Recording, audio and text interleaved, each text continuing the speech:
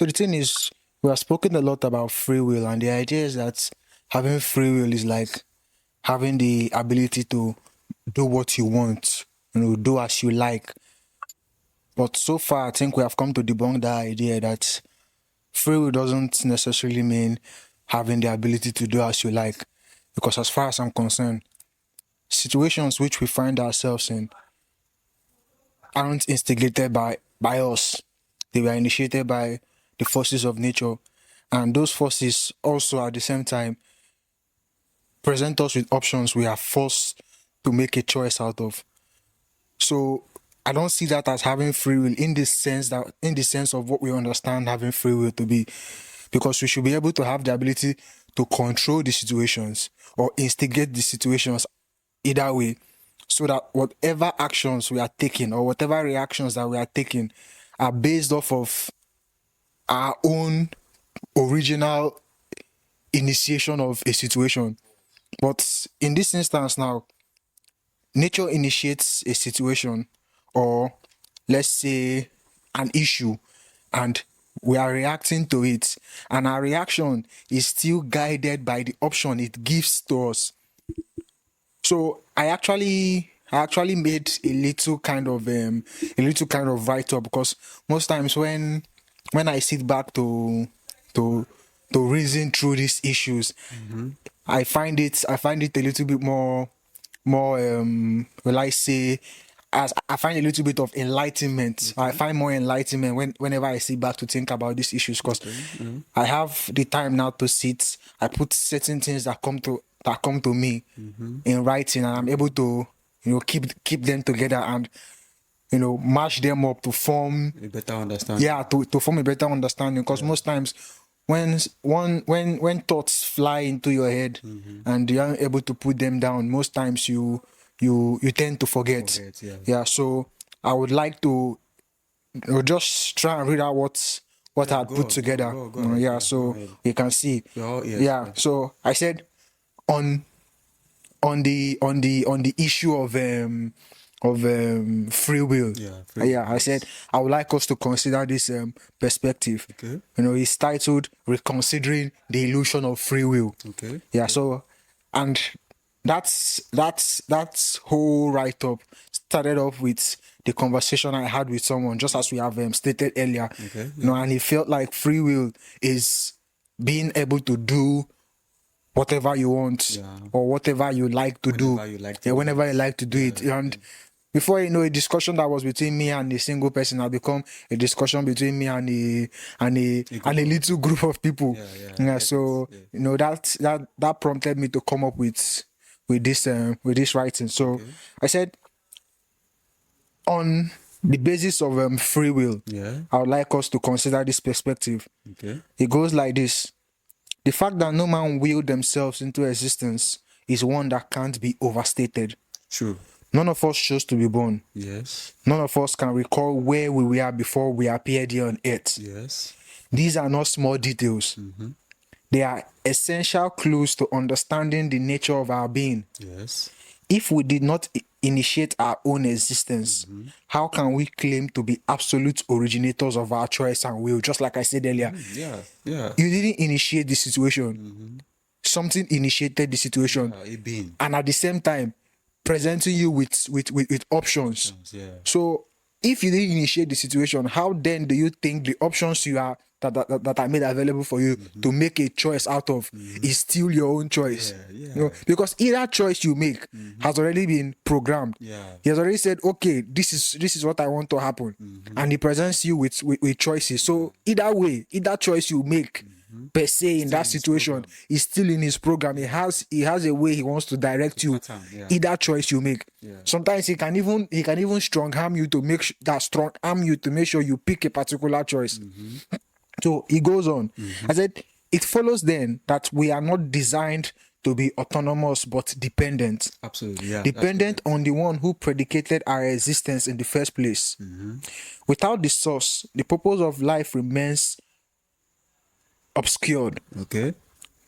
In this light, the idea of free will as the power to act or choose independently becomes deeply flawed. Yes. As humans, we do not control the events that unfold around us. That's true. Nature, or better yet, the spirit of creation, dictates the situation we encounter. That's true. We do not shape the weather, determine global events, That's true. or foresee the personal trials that appear unannounced in our lives. That's true. These circumstances arise beyond our will, and yet we are expected to respond. In that response, we are told we are choosing. But what are we choosing from?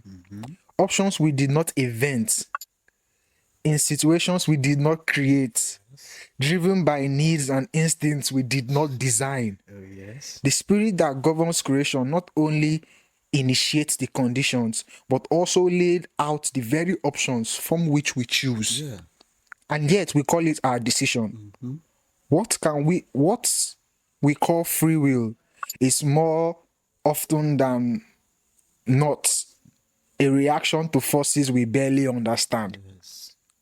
A limitation, or should I say a limited participation in a plan far greater than ourselves. Yeah. In truth, we are more like passengers offered a seat on a moving train rather than engineers plotting the course. Yeah. Our decisions may influence our immediate experience, but the paths, the speed, and the destination are ultimately governed by another will. Exactly. Yes. The will of the initiator, which is the spirit of creation. Yeah. Yeah. It goes further. Free will, as we tend to define it, would mean the power to shape or determine the situations themselves, but we do not possess that power. Yeah. What we have is the capacity to respond to circumstances presented to us. Yes. A response that still unfolds within the parameter set by the one who created both us and the moment itself. Exactly. In other words, we are not the masters of our fates, but instruments in the hands of the Spirit.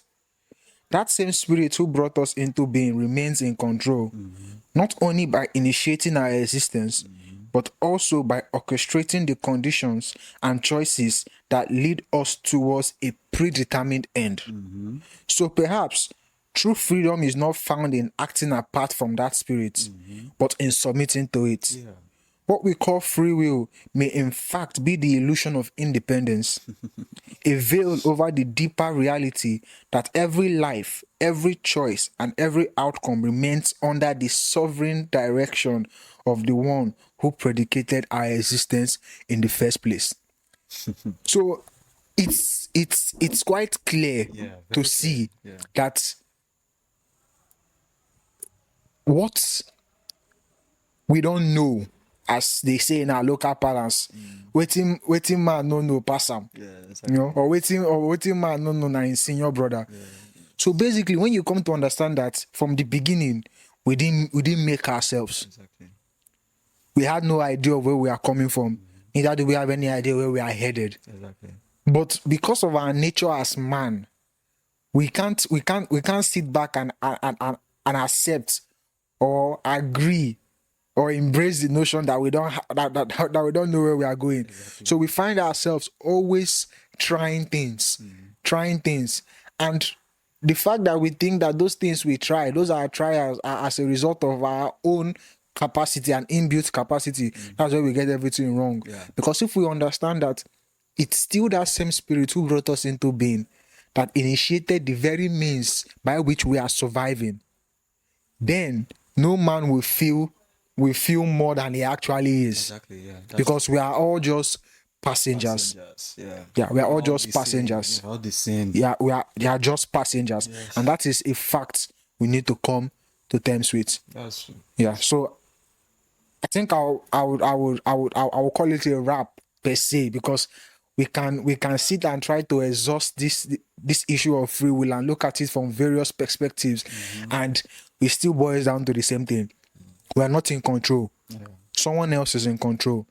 And being that someone else is in control, then we are taxed with a duty. To look for that person. Exactly. And that duty is to look for he who is in control. Because there's a difference between being in control and being under control. Okay. Being in control is a position that is occupied by the spirit of creation. Yes. Which is the spirit of the Lord. Yeah, because everything is in his control. He made man. He made the world. Yes. The situations we face in the world, he made them. The options which we feel we have the free will to take, he also made those options available to us. So basically, he's in control of everything. Yeah. And that is like I say, a capacity that we as men lack. Yeah. That is why things we do spiral out of control, because it's not in our capacity to keep things in control. And if you look at it critically, you see that even when we tend to try to solve the problem, it even gets more worse. Yeah, because we try to put things in control, or we try to put things under control. Because we try to put things under control, but we can't do that because we don't have the ability to. We are not in control of the things. You see? So it's only he who is in control of things that can put things under control. So that's why the situations we find ourselves in around the world, we try all we can to put things under control. But we can't put those things under control because we don't have the capacity to put those things under control. That's because we are functioning in an office that isn't meant for us. The spirit of creation is the one who operates in the office of being in control. The office of control. Our duty is to fall under his umbrella and be under his control, because he is the one that controls everything. And when you fall under his umbrella, to be under his control, things that you have been running around to put under control will be put under control by he who has the ability to put things under control. Basically, the spirit of creation is the one who has the ability to put things under control, because he is in control of everything. That's fantastic. Yeah. So basically, you just get to see that both the free will and everything, they are all meshed up together. Yes. It's just like playing chess. He's this side of the board, exactly. The other side of the board. When it comes to the issues of life, it's difficult to sit at a spot and try to exhaust it.